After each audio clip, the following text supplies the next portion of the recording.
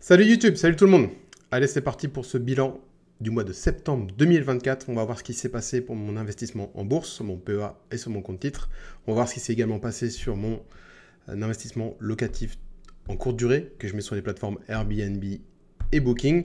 Et on va également voir ce qui s'est passé d'un point de vue objectif dépenses personnelles, voir si j'ai respecté mon objectif. Donc, je vous emmène tout de suite sur mes écrans avec moi. C'est parti pour ce bilan du mois de septembre 2024. Vamos! Allez, c'est parti. On va commencer par mon investissement en bourse avec mon PEA et mon compte titre. Vous le savez, je commence toujours par la bourse. D'ailleurs, pour ceux qui seraient nouveaux sur la chaîne, sachez que le fichier que vous voyez à l'écran, c'est un fichier Google Sheet. Il est téléchargeable gratuitement. Donc, je vous mets un lien en description et en commentaire. Vous pouvez le télécharger gratuitement. Et juste au-dessus, je vous mets une vidéo. J'ai fait une vidéo tutoriel qui vous explique pas à pas comment paramétrer ce fichier-là pour avoir le même rendu que vous voyez à l'écran. Et puis après, vous serez libre de faire davantage de choses si vous le souhaitez, mais voilà, ce fichier est entièrement disponible gratuitement et téléchargeable gratuitement. Vous avez juste à copier, enfin à créer une copie finalement sur votre Google Drive et vous avez le fichier qui est entièrement à vous. Donc revenons à nos moutons. La performance de mon PEA, on va aller dans l'onglet historique et on va se positionner au mois de septembre. Donc voilà, on voit que 2,16%. Je vais peut-être un petit peu zoomer pour qu'on voit un petit peu mieux les choses. Voilà, on a fait 2,16% au mois de septembre 2024, donc ce qui est plutôt une très bonne performance. Hein. C'est presque, j'allais dire c'est presque ma meilleure performance, mais j'ai fait 3,16 ici en février, 1,57, 1,80, donc ouais, c'est la deuxième meilleure performance mensuelle de l'année. Donc plutôt cool, qui représente un gain de 377 euros, on va arrondir à l'euro près. Donc plutôt intéressant, plutôt cool de voir que notre portefeuille a bien progressé, en tout cas le PEA a bien progressé au mois de septembre. La raison, il y en a plusieurs, mais principalement, elle vient d'un point de vue macroéconomique de la Chine. Je ne sais pas si vous l'avez vu, mais la Chine a décidé, entre guillemets, de mettre un plan de relance économique chez eux. Et tout ça a eu des effets bénéfiques, en tout cas, sur notre marché français, et notamment sur les valeurs du luxe. Moi que j'ai en portefeuille à travers LVMH, L'Oréal, notamment mon ETF pays émergents aussi, on va le voir. Si je vous montre rapidement, très rapidement sur Pro Real Time, pour regarder déjà le CAC. Donc le CAC, si on se met, donc là, le point bas c'était l'été, il est remonté. Et là on est au 2 septembre, donc on voit qu'on a eu une belle descente ici, mine de rien, on a dû perdre quelque chose comme 4-5%. Si on se met à peu près ici et ici, voilà, 4,20%. Donc c'était, mine de rien, une petite variation quand même qui se ressent. Hein. Et puis après, il a tout repris. Donc là, si on fait le chemin inverse, on voit qu'il a pris au plus haut 6,20%. Donc, et là, on était le 27 septembre. Bon, après, il a recorrigé un petit peu. Donc finalement, il finit, ça se voit, hein, il finit quasiment even. Mais mine de rien, le mois a été mouvementé et ça s'est ressenti. Et moi, le bon côté des choses, c'est quand ça a eu un joli impact sur LVMH, qui est la valeur que je détiens le plus dans mon PEA. Ça a eu un bel impact, on va le voir, hein, aussi sur mon ETF pays émergent. Mais si je me mets sur LVMH, on voit, hein, voilà, on était là. Donc, courant septembre, ça descendait. Et là, boum, la Chine se réveille. Et LVMH qui fait, en l'espace de 3 jours, 20%, quoi. 4 jours, une semaine, on va dire. Allez, 20%, donc c'est sûr que ça a bien remonté mon portefeuille sur ce mois-ci. Et si je prends l'ETF pays émergent, bon, bah, la courbe part d'elle-même. Hein. On le voit également là, hein, fin septembre, l'ETF a fait, si je me mets là, 18 septembre, à peu près jusqu'ici, il a fait un peu plus de 10%. Donc on voit qu'il a continué après sur le mois d'octobre, que là il est encore un petit peu en train de corriger. Mais voilà, tout ça a fait que dans mon portefeuille, forcément, bah, ça a remonté un petit peu tout à la hausse, parce que ce sont quand même, mine de rien, on va le voir, si je me mets sur mon portefeuille action, je vais redézoomer un petit peu. LVMH est quasiment ma première position. Si on regarde par rapport au live, pardon, c'est ma deuxième position. Donc mon portefeuille est composé, en tout cas ma partie action dans mon PEA, 16% est représentée par LVMH. Donc c'est pas négligeable. Donc si je vais du côté des ETF, on voit que ma répartition aujourd'hui, mes ETF représentent 20%.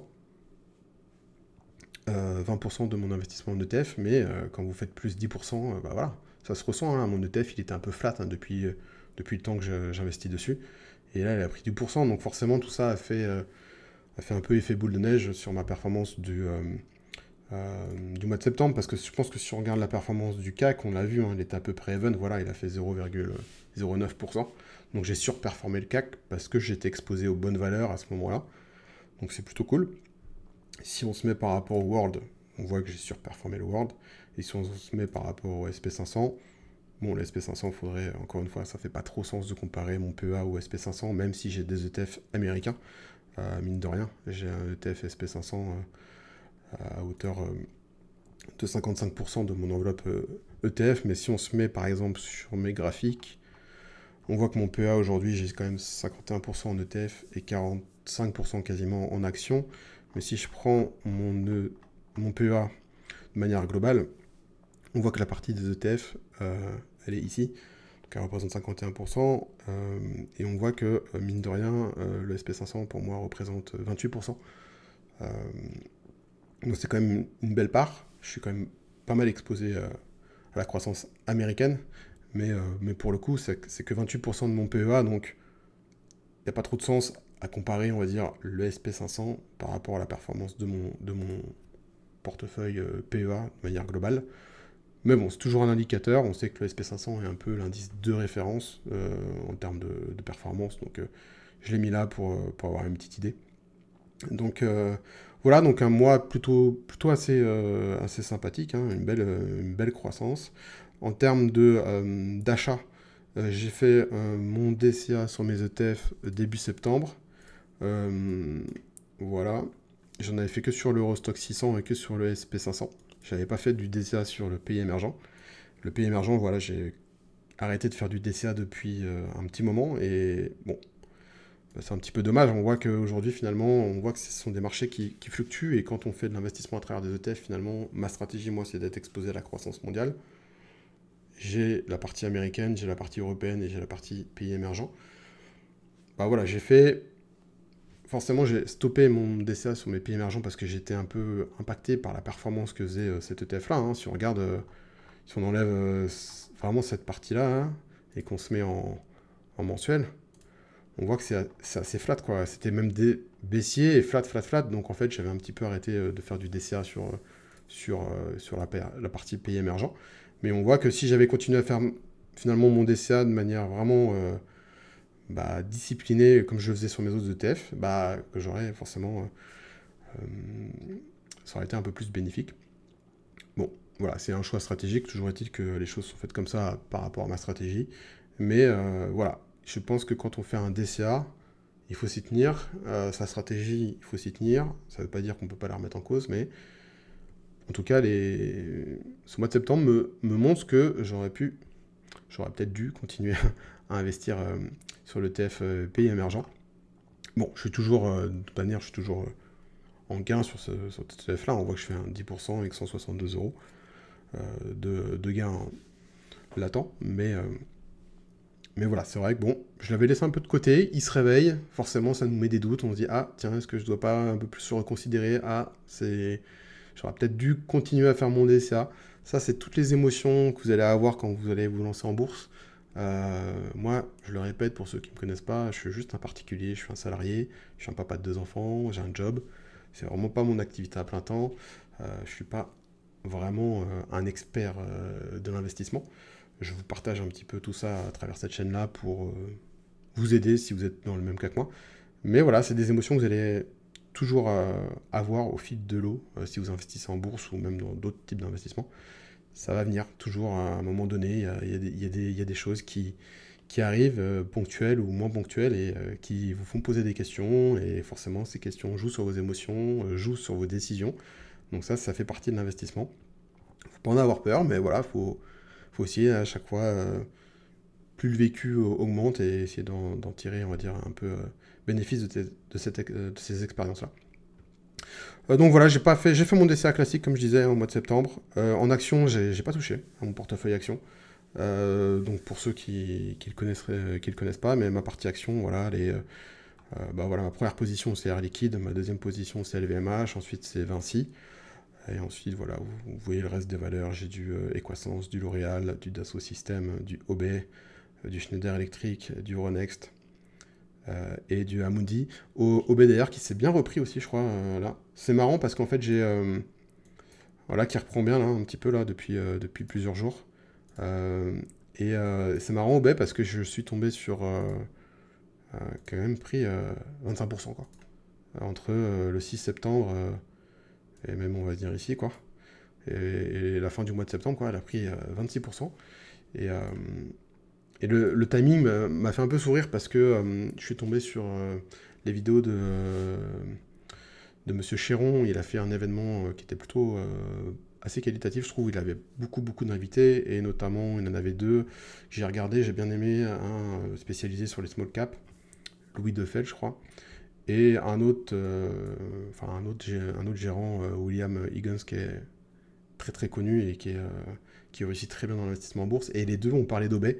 Donc je me suis dit, ah tiens, est-ce qu'il n'y a pas eu une corrélation entre ce qu'on dit ces deux fameux gérants et finalement la variation du coût, parce que j'ai pas vu spécialement de news là-dessus qui ont fait qui expliquent que Obey est pris 25%. Mais bon, ça m'a fait sourire, mais tant mieux, j'ai cette valeur en portefeuille. Et, euh, et là aussi, mine de rien, quand vous prenez 25% même sur une petite valeur, parce que finalement, Obey, je suis exposé à 5%, bah mine de rien, vous prenez 25%. Tout ça a fait que voilà, j'ai eu vraiment pas mal de valeurs ce mois-ci qui ont eu entre guillemets le vent en poupe, hein, où les bonnes nouvelles étaient sur mes valeurs. Donc plutôt cool. En termes de dividendes, j'ai touché un peu de dividendes au mois de septembre. Eh ben non, j'en ai pas touché, j'ai dit de bêtises. Je confonds avec mon compte titre où j'ai touché pas mal de dividendes, mais on peut le voir d'un point de vue dividende. Voilà, j'en ai pas touché depuis juillet. Août, septembre, pour le moment, il n'y a rien eu. Je crois qu'en octobre, il y a Vinci qui va tomber. Enfin voilà, ça risque de revenir un petit peu si je me base un petit peu sur les années précédentes. Voilà, en 2023, j'ai eu un dividende de STM que j'ai plus aujourd'hui en portefeuille. Donc voilà, ça va tomber peut-être sur la fin de l'année. Je sais qu'il y a des dividendes qui vont tomber. Mais pour le coup, d'un point de vue dividende, c'est un peu le calme plat. De toute façon, vous le voyez forcément ici, sur la ligne dividende, j'en ai pas touché. Et j'ai continué évidemment à faire mes versements automatiques. Ça, vous le savez, hein, tous les mois, je verse 75 € sur mon PEA et sur mon compte titre de manière systématique. C'est des virements programmés. Et j'ai ma paye 3 jours après. J'ai un virement qui part sur mon PEA et sur mon compte titre. Donc voilà pour la performance de ce mois de septembre, qui est plutôt cool, performance dans le vert. Donc évidemment ça fait plaisir, hein. Si on fait un petit bilan pour le moment sur le PEA, sur cette année, on est quand même à 8,37% sur cette année. Si on fait l'historique avec les années précédentes, donc j'ai commencé en 2020, donc j'avais fait 10%, ensuite 2021 16%, 2022 année baissière, j'avais fait moins 8%, 2023 16%, et là je suis à 8%. Je sais pas si j'arriverai à faire autant, hein, évidemment. Alors attention, ce ne sont pas vraiment les calculs 100% exacts, hein. Je vois les TRI ou les Time Waiting Returns, hein, ce genre de calcul. Moi, je fais vraiment tout simplement des taux de variation entre la valeur de mon PEA au mois de janvier et la valeur que j'ai à l'heure actuelle, en cours. Et en fait, j'enlève mes apports. Donc du coup, je sais qu'aujourd'hui, je suis à 675 € d'apport. Sur l'année 2024, j'enlève mes apports, ce qui me fait une somme sans les apports, et cette somme, je la compare à ma somme de départ au mois de janvier. Donc c'est comme ça que je calcule ma performance. Je pense que les plus pointilleux et les plus, comment dire, les gens les plus précis auront raison dans le sens où c'est peut-être pas forcément la vraie performance comme on voit parfois utilisée dans d'autres logiciels, mais j'avais essayé ces logiciels-là et c'était trop compliqué à paramétrer, j'aimais pas trop. Donc je préfère rester sur ma façon de calculer les choses. Mais voilà, si on fait un bilan, franchement, entre pour le moment le mois de janvier 2024 et le mois de septembre, on est à peu près à... Bon là, il y a la performance du mois d'octobre en cours, mais on a quand même fait plus 1334 € de plus-value latente, hein. C'est sans prendre en compte les apports. Et donc ça fait plaisir, on voit que notre investissement en bourse se porte plutôt bien et dans le vert. Et il faut toujours se dire quel autre placement à l'heure actuelle, je parle des placements classiques, hein, pourrait vous apporter de tels chiffres. Moi honnêtement, je fais des choses classiques, j'ai évidemment des livrets A, des livrets d'épargne, bon ça là-dessus, il n'y a pas trop de gains à espérer, mais quand vous prenez une assurance vie, aujourd'hui, allez trouver une assurance vie qui va vous garantir du 7, 8, 10% par an, ça n'existe pas. Alors je dis pas que la bourse c'est garanti, mais mine de rien, plus le temps passe, c'est quand même ma 5e année en cours. Et la bourse, au départ, ça peut faire peur par son côté volatile. Mais en vrai, plus on a investi, en plus avec les ETF, je trouve que c'est quand même un outil assez facile à prendre en main, assez facile à comprendre et assez facile à gérer au quotidien. Et on se rend compte qu'avec juste de l'ETF, on arrive quand même à faire des belles performances, hein. Si je prends mes ETF, vous voyez mes performances année après année. Enfin, voilà, c'est... Et l'ETF, pardon, c'est juste un DCA classique, quoi. Encore le stock picking, c'est beaucoup plus compliqué, mais c'est vrai qu'investir en bourse à travers des ETF, si vous voulez commencer, et vous ne savez pas trop par où commencer, vous n'êtes pas trop expert là-dedans, ouvrez un ETF. Souvent, quand vous allez ouvrir une assurance vie, en plus, souvent, aujourd'hui, on les assurances vie avec des UC, donc ce qu'on appelle des unités de compte, vous allez avoir des ETF et parfois même les mêmes ETF qu'il y a là dans votre assurance vie. Et une assurance vie va vous prendre énormément de frais de gestion. Donc, ce qui va vraiment jouer sur votre performance. Donc, je pense que je ferai une petite série sur les ETF. Je trouve que c'est vraiment intéressant. Et moi, comme je dis, hein, mon objectif, c'est d'être plus exposé aux ETF. Je trouve qu'aujourd'hui, je suis trop exposé aux actions. J'aimerais plutôt un équilibre 60-40, voire 70-30, parce que les ETF, c'est vraiment très facile au quotidien à gérer son investissement en bourse. Et ce qui nous fait faire des bêtises, et ce qui nous fait faire des grosses erreurs, et ce qui nous fait perdre, je trouve, vraiment, d'un point de vue performance, euh, ce sont nos émotions. Euh, et il ne faut pas se prendre pour une personne qu'on n'est pas. Moi, comme je le disais, je suis un investisseur particulier, et le but du jeu, c'est de placer de l'argent. Cet argent, il monte, et il croît dans le temps, que ça soit facile à gérer psychologiquement, et on le voit, il croît de manière presque, j'ai envie de dire, linéaire. Évidemment, il y aura des petites années, il y aura plusieurs années baissières, mais il y a plus d'années haussières que baissières, et quand vous prenez un graphique de la bourse, ça monte tout le temps sur le long terme, et ça, je trouve je ferai des petites séries vidéo là-dessus, sur vraiment investir avec des ETF, quels ETF choisir. Euh, cette partie-là, je trouve que c'est vraiment, plus on est investi en bourse, plus on reste longtemps investi en bourse, plus cette aventure dure longtemps, et je trouve, plus c'est évident qu'il faut s'exposer à la bourse, je trouve, et que des, des placements classiques comme l'assurance vie peuvent être très bien dans certaines circonstances, mais la bourse, ça peut faire peur, encore une fois, au premier abord, par son côté volatile, alors que je trouve que finalement, ça fait, une fois qu'on y investi et qu'on passe du temps là-dedans, c'est pas si effrayant que ça, je trouve. Enfin bref, je ferme ma petite parenthèse, je blablate. Là, on va passer sur mon CTO. Allez, on enchaîne avec le compte titre. Le compte titre qui est chez DeGiro, vous le savez. D'ailleurs, je ne vous l'ai pas montré pour le PEA, mais en fait, voilà. J'ai mon interface ici, hein, mon broker, mon courtier. Donc là, vous voyez, c'est DeGiro. Vous voyez mon portefeuille en temps réel. Et ici, c'est chez Bourse Direct pour mon PEA. Donc c'est vrai que je ne vous l'ai pas montré, mais voilà. Pour ceux qui seraient nouveaux sur la chaîne, voilà, sachez que par transparence, je partage toujours tout. Donc on va aller regarder la performance de mon compte titre de Giro. Donc on va aller historique compte titre. Et on va se mettre au mois de septembre, une performance de 0,58%, donc légèrement positive. Un léger gain de 28 euros. Mais on le sait, hein, on sait qu'on a sous-performé par rapport au SP500, on l'a vu avec le PA tout à l'heure. Le SP500, lui, a fait 2,46%, moi j'ai fait que 0,58%. Je pense que la raison est un petit peu la même depuis le début de l'année. J'ai pas de Nvidia en portefeuille. On voit qu'Nvidia fait monter les indices sur cette année 2024. Je crois qu'Nvidia aujourd'hui fait partie des top 3 ou top 5 positions, que ce soit dans le SP500 ou dans le Nasdaq. Et on a vu la variation de Nvidia, hein. Il suffit que je me mette là-dedans, elle est sur ma watchlist. Nvidia, elle est là. Donc là, on le voit un petit peu, hein, elle a vraiment, depuis le début de l'année 2024, hein, elle a explosé, quoi, hein. Il faut se mettre ici à peu près. Ouais, vous avez une valeur qui a fait 180%. Donc assez important en termes de performance, c'est juste hallucinant. Et donc oui, je ne l'ai pas en portefeuille, donc ça me bloque un petit peu. Je sais que je sous-performe, je pense. Il faudrait faire un calcul sur l'année, mais je pense que je sous-performe le SP500 de manière générale parce que je n'ai pas cette valeur en portefeuille. Après mes valeurs, sur mon compte titre ce mois-ci, il n'y a pas eu de mouvement, il n'y a pas eu de nouvel achat ou de vente. Vous pouvez le voir ici, hein, mes dernières Mes dernières entrées étaient Evolution AB, j'avais renforcé Amazon, MSCI était une nouvelle action, Google nouvelle action, McDo aussi nouvelle action, Visa et Apple du renforcement. Et on peut voir à l'heure actuelle ce que donne mon portefeuille ici tout simplement. Voilà, on voit que Apple reste toujours ma première position, hein, quasiment 24%, Microsoft 17%. Ensuite, il faut aller chercher MSCI 12% que j'ai rentré il n'y a pas si longtemps. MSCI, je l'ai rentré, voilà, au mois de juillet, fin juillet.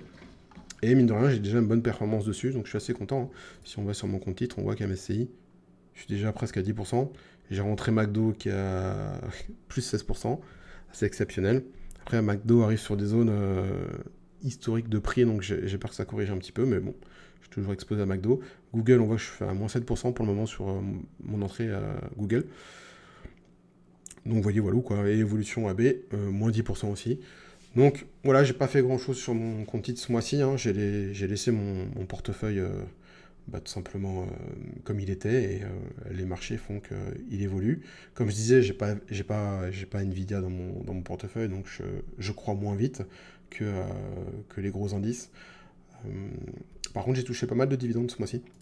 Ce qu'on peut les regarder ici, si je dis pas de bêtises, voilà, septembre.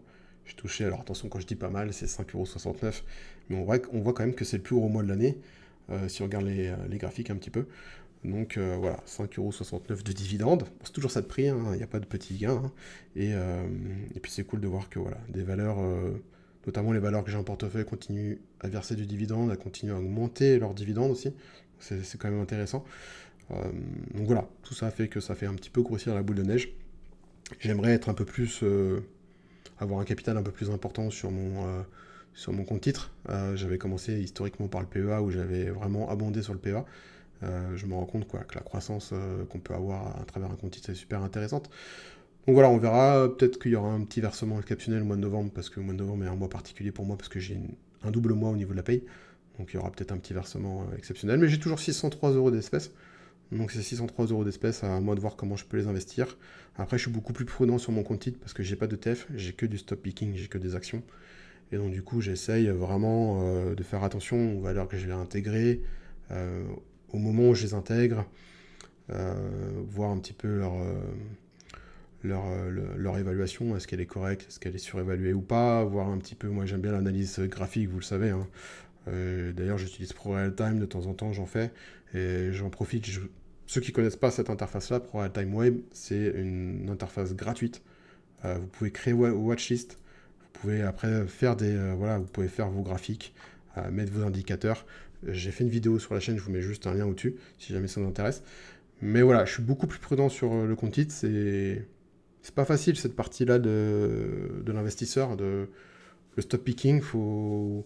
Comme je disais tout à l'heure quand je parlais de mon PEA, faut être conscient de la personne de qui on est, faut être conscient de l'investisseur qu'on est tout simplement. Euh, et c'est pas facile de choisir des valeurs. Euh, Ça demande vraiment un travail beaucoup plus important de recherche, de compréhension.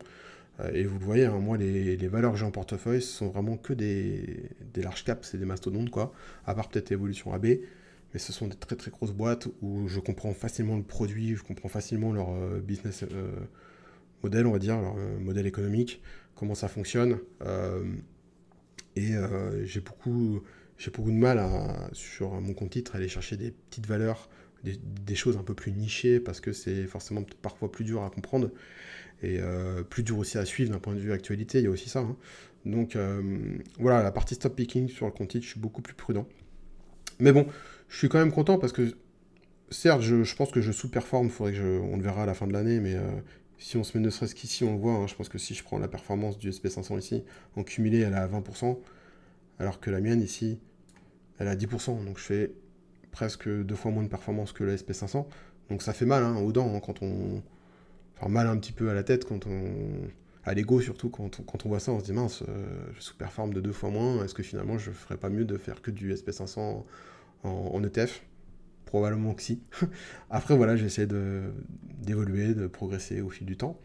Euh, et puis, j'aime bien aussi l'idée d'être actionnaire de certaines entreprises. Et encore une fois, comme je dis, là, comme pour le PEA, on fait un petit point sur l'année. Voilà, l'année, je fais une perf annuelle de 15%. Je trouve que c'est voilà, c'est très intéressant. Si je fais, pardon, l'historique des années précédentes, la première année en 2021, donc j'ai que 4 ans sur mon compte titre par rapport à 5 ans que j'ai sur le PEA. Mais j'avais fait une année à 30%, donc il faut faire attention, 30%, je devais avoir qu'une ou deux valeurs en portefeuille, et ce sont des sommes qui étaient assez petites, mais toujours est-il qu'en termes de pourcentage, j'avais fait 30, là l'année 2022 baissière, moins 27, là encore quasi 32, là on est à 15, on va voir comment va se finir l'année. Mais, et ça, ce sont des performances sans prendre en compte les apports, hein, parce que j'ai commencé, vous voyez, en janvier 2021 en mettant 500 euros. Aujourd'hui, j'ai un capital investi de 4200 euros que j'ai mis de ma poche et qui est évalué à 5000 euros. Donc ça fait une performance de presque 20%. Donc voilà, ça va dans le bon sens. Il ne faut pas être trop pressé. Souvent, sur le YouTube Game Finance, on voit faut battre le SP500, faut battre le SP500, faut battre le SP500. Ok, mais il faut être lucide avec qui on est, encore une fois. Et voilà, il faut avancer à son rythme, par rapport à son contexte, par rapport à qui on est. On n'est pas tous dans le même contexte, on n'a pas tous les mêmes moyens, on n'a pas tous les mêmes compétences, les connaissances. Donc voilà, il faut être à l'aise avec ce que vous faites. Si vous êtes à l'aise avec ce que vous faites, ça sera facile à gérer d'un point de vue émotion. Et comme je dis tout à l'heure, c'est les émotions qui vont créer les plus grosses erreurs souvent. Donc du coup, il faut être à l'aise avec ce que vous faites, votre investissement, et prenez votre temps surtout. Je veux dire, la bourse, elle existe depuis je ne sais pas combien d'années, elle existera encore pendant, je pense, des dizaines et des dizaines et des dizaines d'années. Donc, on prend son temps, on avance. L'idée, c'est de faire progresser tout simplement notre investissement. On décide de mettre un peu d'argent chaque mois en bourse. Moi, pour le coup, c'est 150 euros par mois en bourse. C'est pas une somme folle, forcément, comparé à d'autres où je vois ils sont capables d'investir des milliers d'euros par mois. Bah, encore une fois, ça c'est propre à chacun, c'est le contexte de chacun. Moi, j'ai décidé de mettre 150 euros en bourse chaque mois par rapport à mon contexte familial, de ma vie de famille, ma vie de couple, ma vie personnelle. Et j'essaie de faire grossir ce petit investissement doucement. Voilà, doucement, sûrement, sans que voilà, ça m'empêche de dormir, sans que je me dise à tout moment je sois sur le qui-vive et que je sois toujours en stress par rapport aux émotions que ça peut me gérer. Et je le vois encore. Il y a certaines vidéos sur ma chaîne où des fois je suis sensible aux émotions, je suis sensible à cette gestion, à tous ces paramètres, tous ces imprévus qui peuvent arriver dans la vie économique, politique, mondiale. Et je le vois, des fois ça joue sur mes émotions et je fais des choses, des fois peut-être en surréagissant. Mais c'est comme ça, on est tous humains et après voilà, faut essayer de progresser au fil du temps. Mais toujours est-il que voilà, je suis assez content, la perf est plutôt à 15%, ce qui est plutôt pas mal. La perf totale depuis le début, voilà, on est presque à 20%. Et voilà, l'objectif c'est d'avancer petit à petit. Donc maintenant on va passer à mon investissement immobilier. Pour ceux qui ne le savent pas, j'ai un appartement que j'ai mis en location courte durée depuis janvier 2024. Et comme vous le savez, j'aime bien faire un petit suivi des choses. Parce que quand on suit les choses, on peut les optimiser. Il faut mesurer pour pouvoir optimiser. J'aime bien dire ça souvent. Donc voilà, vous me connaissez, j'ai fait un petit tableau. Et mois après mois, je fais un petit peu le compte-rendu de ce qui s'est passé dans cet appartement-là. Je vais zoomer un petit peu. Et donc là, on est parti pour le bilan de mois de septembre, hein, tout simplement, sur cet appartement-là. Donc, on voit que j'ai eu un taux d'occupation de 63%. Donc, c'est quasiment le plus faible de l'année. Donc, ce mois de septembre n'a pas été fou. En janvier, j'avais eu 62%, mais en janvier, vu que je l'avais mis uniquement fin janvier, j'avais eu que 5 nuits. Donc, je l'ai fait 62% sur une semaine. Là, pour le coup, c'est sur un mois en entier, évidemment, et j'ai eu, donc du coup, j'ai eu 13 nuits sur Airbnb et 6 nuits bookées sur Booking, et ce qui m'a donné, voilà, ce qui me donne un taux de 63,3%. Je vais dire que c'est le plus faible de l'année, je considère que c'est le plus faible de l'année. Par contre, après, en chiffre d'affaires, voilà, Booking a généré, voilà, quasiment 1300 euros de chiffre d'affaires, Airbnb, pardon, Booking 542, ce qui me fait un chiffre d'affaires total de 1842 euros, voilà, Pour ceux qui ne savent pas, mon appartement est géré par une conciergerie. Donc moi, j'ai rien à gérer au quotidien. Un peu comme pour mon investissement en bourse, je ne veux pas être dérangé à n'importe quel moment, le week-end, en vacances, la nuit, tout simplement par des voyageurs qui seraient dans mon appartement et qui auraient un problème. Donc pour ça, j'ai une conciergerie qui gère tout ça, qui gère les annonces, qui gère les problèmes, qui gère, on va dire, les prix, enfin tout ce qui se passe sur les plateformes Airbnb et Booking, plus la relation, finalement, le service après-vente, relation avec les voyageurs. Donc voilà, ils prennent une taxe. Donc une fois que j'enlève cette taxe-là, ça me fait un résultat, on va dire, dans un premier temps brut, avec un cash flow brut. Donc on voit que le cash flow, finalement, ce mois-ci est encore est encore positif, hein, on fait presque 900 € de cash flow brut positif. On voit que sur l'année, j'arrive à cumuler, du chiffre d'affaires. Donc ça, c'est la trésorerie qu'on met de côté. Et on sait que voilà, dans l'immobilier, ceux qui ne le savent pas, sachez que c'est beaucoup plus, comment dire, c'est beaucoup moins passif que la bourse pour le coup. Moi, la bourse, mon DCA, c'est 3 petits virements qui sont faits par mois. Ça, l'immobilier, des fois, vous allez être, voilà, vous allez avoir plein d'imprévus et c'est quelque chose qui, voilà, qui, moi, me prend un peu plus la tête que l'investissement en bourse. Chacun est comme il aime, et voilà. Mais voilà, toujours est-il qu'on a cumulé du chiffre d'affaires au fil des mois. Donc c'est pas mal, on arrive à quand même avoir maintenant un petit cumul de chiffre d'affaires de 20 000 €. Donc plutôt cool. Mais après, évidemment, il faut enlever les charges. Donc en fait, mois par mois, on a le cash flow brut. Et en fait, il faut enlever les charges. Donc on a l'assurance habitation, on a Internet, on a l'électricité. D'ailleurs, on a une régule et au mois d'octobre, j'ai déjà mise. Cette régule, elle va être à 171 €. Parce que l'électricité, voilà, c'est assez... pareil, la façon dont il gère notre consommation d'électricité est assez étrange. Et donc, du coup, on se tape des régules une ou deux fois dans l'année. Et là, on se tape une régule qui va arriver au mois d'octobre de 171 €. Et vous voyez que même déjà au mois de novembre et décembre, c'est déjà prévu. On a augmenté les prix.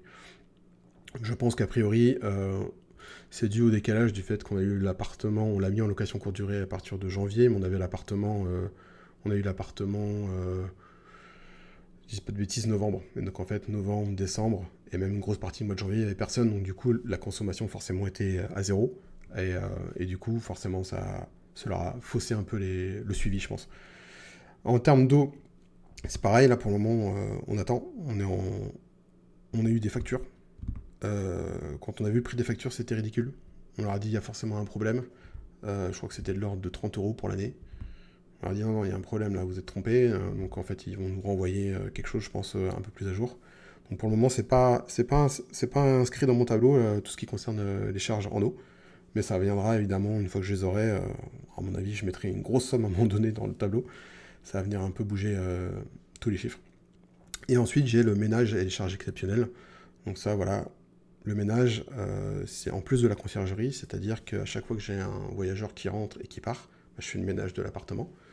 Donc il y a le ménage de l'appartement, il y a tout ce qui va être changement de drap, ce genre de choses.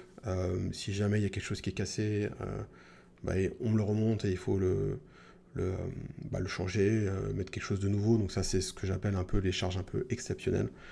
Donc du coup, pour ce mois-ci, on a eu quand même pas mal de changements, hein, parce que sur les 13 et 6 nuits, vous voyez, il y a eu 2, plus 2, plus 2, plus 7, donc là, il y a eu 4 séjours, et là, il y a eu 2 plus 4, donc en fait, ça fait 6 séjours. Donc qui dit 6 séjours, dit 6 ménages.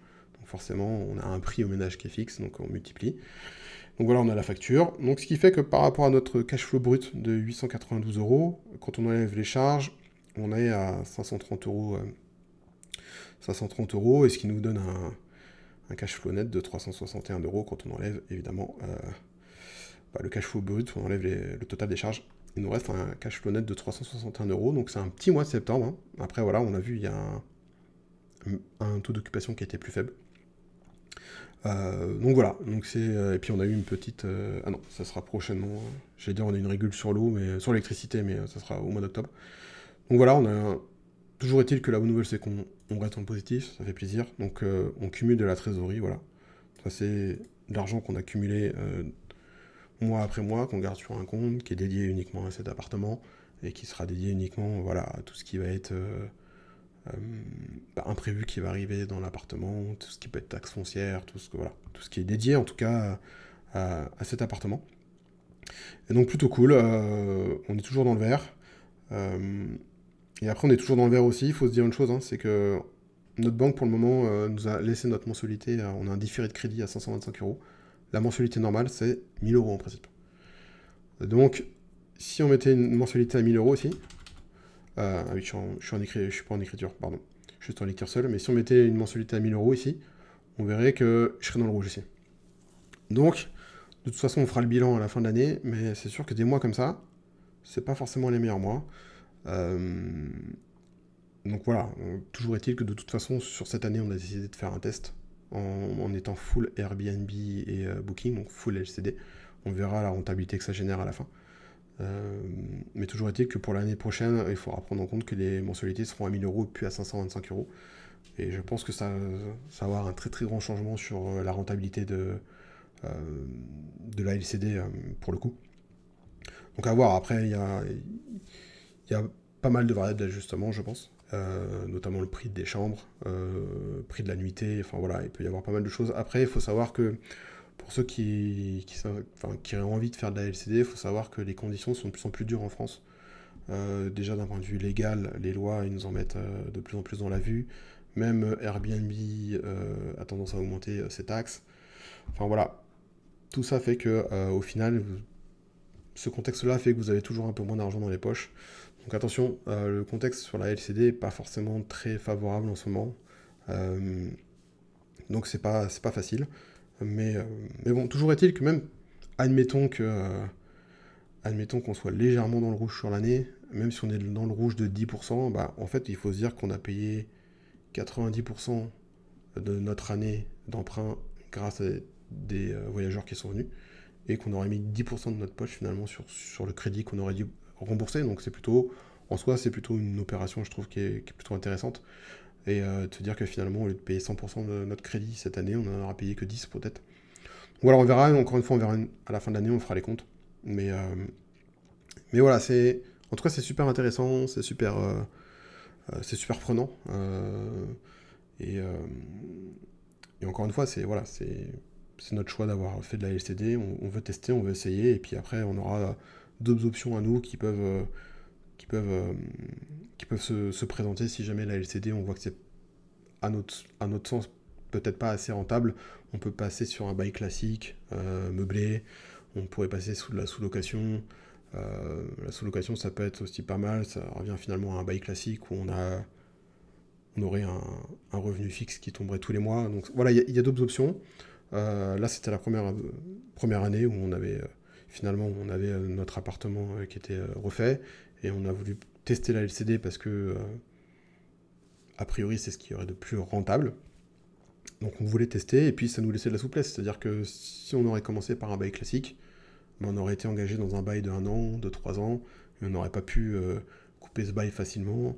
Alors qu'avec la LCD, on peut couper quand on veut. Et on se serait rendu compte peut-être que dès le mois de juin que c'était la catastrophe, qu'il n'y avait pas de cash flow net positif sur toute l'année, on aurait coupé, on aurait basculé. Donc c'était plus simple dans ce sens-là que dans un autre sens. Donc voilà, mais en tout cas voilà, un mois de septembre dans le vert, légèrement positif. On voit, voilà, le plus important c'est qu'encore une fois, on cumule de la trésorerie, que notre mensualité soit entièrement payée parce que nous génère la LCD. Et dans un premier temps, c'est ça l'objectif, c'est les revenus générés par notre LCD payent notre crédit. Voilà, on ne cherche pas à s'enrichir comme des malades avec ça. On cherche uniquement à finalement ce levier bancaire qu'on a été chercher à travers un crédit, bah, que ce soit pas nous qui le payons. Voilà, tout simplement. Et pour le moment, c'est plutôt bien engagé. Et pour finir, on va finir avec mes dépenses.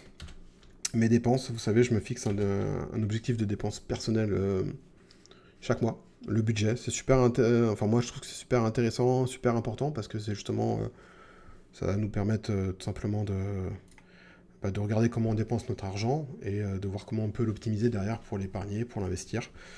Donc si on se met sur ce mois de septembre 2024, donc là vous avez mon salaire. Alors il est plus gros que d'habitude parce que j'ai été éligible à la prime Macron, donc j'ai touché la prime Macron. Donc là vous avez mes charges. Mes charges, comment elles sont calculées? Elles sont calculées ici. Ceux qui ne connaissent pas le tableau, ici voilà j'ai des charges qui représentent mes charges communes pour ma vie de famille.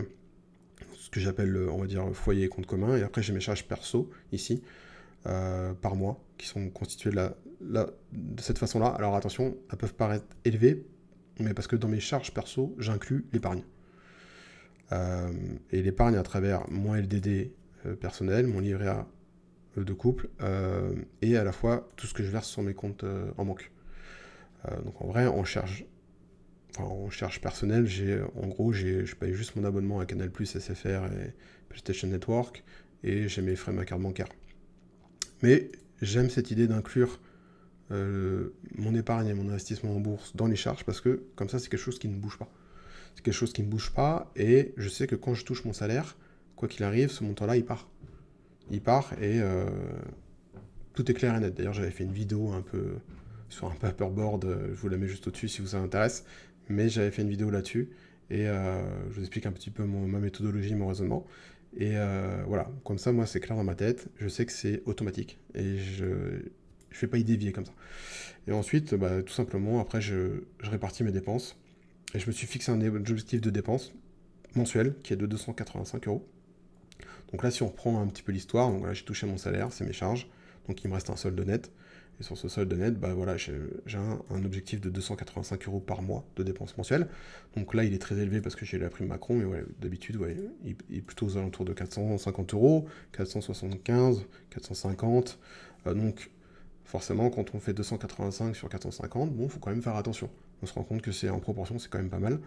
Et donc, ce mois-ci, voilà, j'ai eu des petites dépenses. Finalement, j'ai dépensé 244 euros. J'ai eu des dépenses en vêtements. Je crois que c'est vêtements ici. Voilà, exactement. Et ici en autres. Donc, des dépenses personnelles. Je me suis fait, voilà, quelques petites catégories simples vêtements, resto, ce que j'achète sur le web. J'ai une petite passion des jeux vidéo. Donc, je me consacre un budget aux jeux vidéo. Et la haute, c'est tout ce qui va pas dans ces catégories-là. Mais il y a tellement de choses diverses que j'ai pas envie de faire 10 000 catégories non plus. Donc voilà, j'ai dépensé sur cet objectif de 285 euros, j'ai dépensé 244 euros, ce qui fait que finalement j'ai une petite plus-value, on va dire, enfin une économie de 40 euros sur ce mois de septembre. Donc j'ai respecté mon objectif de dépense, donc c'est cool. On voit que finalement ça me fait un solde où sur ce mois-ci, bah, j'ai tout simplement réussi à économiser 1106 euros. Et comme du coup j'ai un taux d'épargne qui est à 28% ce mois-ci, donc qui est encore une fois plus haut que d'habitude. On voit que d'habitude j'essayais d'être aux alentours de au-dessus des 20%. Mais il est forcément plus haut parce que voilà, au départ j'avais un salaire qui était plus haut. Donc voilà, en tout cas voilà, moi c'est important pour moi. Je trouve que c'est important quand on veut investir, de voir un petit peu comment on dépense notre argent. On passe, je veux dire, moi je suis salarié, j'ai un contrat de travail de 39 heures à la semaine, j'en fais la plupart du temps plus. On se tue tous les jours à la tâche pour gagner un salaire. Important de voir comment on le dépense, je trouve, et de faire cet exercice de, voilà, de répartition des dépenses, comment ça part. Bah, c'était très enrichissant, et ça m'a permis de voir quelles étaient les variables d'ajustement que je pouvais, sur lesquelles je pouvais arbitrer et piloter pour optimiser mes dépenses. Donc voilà, on voit que je suis dans le vert, on voit que j'ai respecté mon objectif, et que finalement, sur toute cette année 2024, c'est un sans faute pour le moment en termes d'objectifs. Bon, évidemment, je suis pas trop surpris parce que, encore une fois, je mesure les choses, et j'avais fait le même exercice l'année dernière en 2023. Voilà, c'était là. Et là, je l'avais fait en 2024. Donc, il y avait un historique. Donc, en fonction de cet historique-là, j'ai optimisé les choses, et je suis dans le cadre que j'avais défini. Et je pense que le cadre, je pourrais un peu le resserrer parce que finalement, on voit qu'à chaque fois que je suis dans le vert, ça veut dire que potentiellement, je pourrais épargner un peu plus et donc potentiellement investir un peu plus, ce qui est une bonne chose, je trouve. Donc à voir. Après, je sais que je pense qu'au mois de novembre, je risque peut-être de ne pas respecter mon objectif de dépense parce que au mois de novembre, c'est pareil, dans ma société, je touche un double salaire, un double mois. Et souvent, au mois de novembre, bon, bah, il y a les cadeaux Noël. Là, il y a mon téléphone, ça fait 5 ans que je l'ai, il est en train de rendre l'âme. Donc, du coup, je pense que je vais m'acheter un téléphone aussi. Donc, il y aura une dépense exceptionnelle, mais je pense que surtout au long de l'année, on aura bien respecté cet objectif-là. Et je trouve que c'est important, voilà, encore une fois, mesurer les choses, mesurer ce que vous faites. C'est vraiment très riche d'enseignements. Et ça vous permet ensuite, dans votre vie, d'optimiser les choses. Au début, ça peut faire un peu peur de tout poser, c'est un peu chronophage, ça prend du temps, mais une fois que vous avez mis en place tout ça, que vous avez votre ligne directive, vous avez automatisé les choses, c'est assez facile à suivre, c'est assez facile à mettre en place tous les jours. Et moi, finalement, une fois par mois, je vais checker sur mon compte bancaire la somme d'argent que j'ai dépensée, et voilà, je le mets dans mon tableur, et le tableur après calcule automatiquement, et c'est fini, quoi. Et je trouve que c'est intéressant, et bon, en tout cas, c'est ma vision des choses. Mais voilà, je voulais vous partager tout ça. Donc, objectif rempli sur la partie dépenses budgétaires épargne. Donc voilà, j'espère que cette vidéo vous a plu. Je termine en vous mettant ma petite page personnelle que vous retrouverez également en description de la vidéo. Pour moi, cette page est importante parce qu'elle peut vous permettre à vous, notamment, de m'envoyer des messages privés via Twitter ou via Discord. Alors Discord, c'est vraiment top pour ça. Là, j'ai encore eu quelqu'un qui est venu me voir, qui avait téléchargé mon fichier de suivi, qui m'a posé des questions. Il a 19 ans, je lui fais un coucou, il se reconnaîtra peut-être s'il voit la vidéo. Il se pose des questions, on a échangé, je trouvais ça cool. C'est vrai qu'en plus, c'est un peu sympa de voir qu'on utilise mon fichier. Mais voilà, il y avait plein d'autres questions dessus, et puis on échange. Puis via Discord, on est en message privé, ça casse un peu cette barrière qu'on peut avoir à travers YouTube, où on a l'impression de finalement pas trop se connaître. Là, en tout cas, en passant par Discord, ça rapproche en tout cas les gens. Et c'est avec grand plaisir que je vous aide à chaque fois. Donc n'hésitez pas d'utiliser cette page-là. Vous avez mon pseudo Discord. Vous me rajoutez sur Discord en tant qu'ami. Et je ne sais même pas si vous avez besoin de faire une demande d'amis. Vous m'envoyez un message et puis on peut tout simplement discuter. Donc voilà, et vous retrouverez également sur cette page mon fichier Google Sheet. Et mes offres de parrainage. Alors attention, elles ne sont peut-être pas à jour parce que Bourse Direct et De Giro changent assez souvent. Mais voilà, si jamais vous avez envie de commencer à investir en bourse, et que vous avez envie d'avoir une offre avec souvent là-dessus, c'est des frais de courtage qui vous sont offerts. Qu'est-ce qu'un frais de courtage? C'est qu'en fait, à chaque fois que vous allez acheter une action, un ETF, vous allez en vendre, votre courtier va vous prendre tout simplement un frais pour passer l'opération.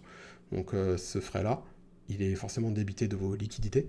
Et donc du coup, avec 30 euros offerts ou 100 euros d'offerts, c'est des frais qui ne vous seront pas débités, qui seront pris de ce parrainage-là, plutôt que de votre liquidité.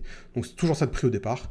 Et voilà, encore une fois, n'hésitez pas à passer par cette page-là, n'hésitez pas à me contacter en privé si vous en avez besoin. Et d'ici là, je vous dis, portez-vous bien, c'était Papa Investi, et on se voit très vite sur la chaîne. Vamos!